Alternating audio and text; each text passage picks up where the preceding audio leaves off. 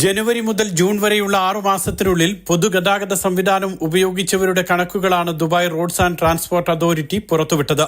36,12,00,000 പേർ ഇക്കാലയളവിൽ bus, metro, ജലഗതാഗത മാർഗങ്ങൾ, ട്രാം, ടാക്സി തുടങ്ങി പൊതുഗതാഗത സംവിധാനങ്ങൾ ഉപയോഗിച്ചു.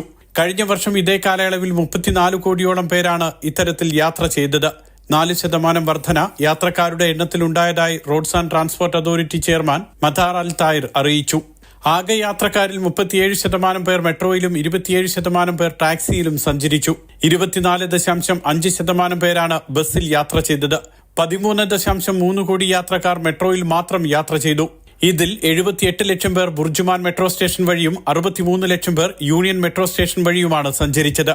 ഗ്രീൻ ലൈനിൽ ഷറഫ് DG മെട്രോ സ്റ്റേഷനിലും ബനിയ സ്റ്റേഡിയം മെട്രോ സ്റ്റേഷനുകളിലുമാണ് കൂടുതൽ യാത്രക്കാരെത്തിയത്. 9 കോടിയോളം പേർ ബസ്സിലും 45 ലക്ഷം പേർ ട്രാമിലും യാത്ര ചെയ്തു. 97 ലക്ഷം പേർ വാട്ടർ മെട്രോ വഴി സഞ്ചരിച്ചതായും RTA വ്യക്തമാക്കി. പൊതുഗതാഗതം ഉപയോഗിക്കുന്നവരുടെ എണ്ണത്തിൽ 2030 ആകുമ്പോഴേക്കും 25% വർധനയാണ് RTA പ്രതീക്ഷിക്കുന്നത്. Mathrubhumi news, Dubai.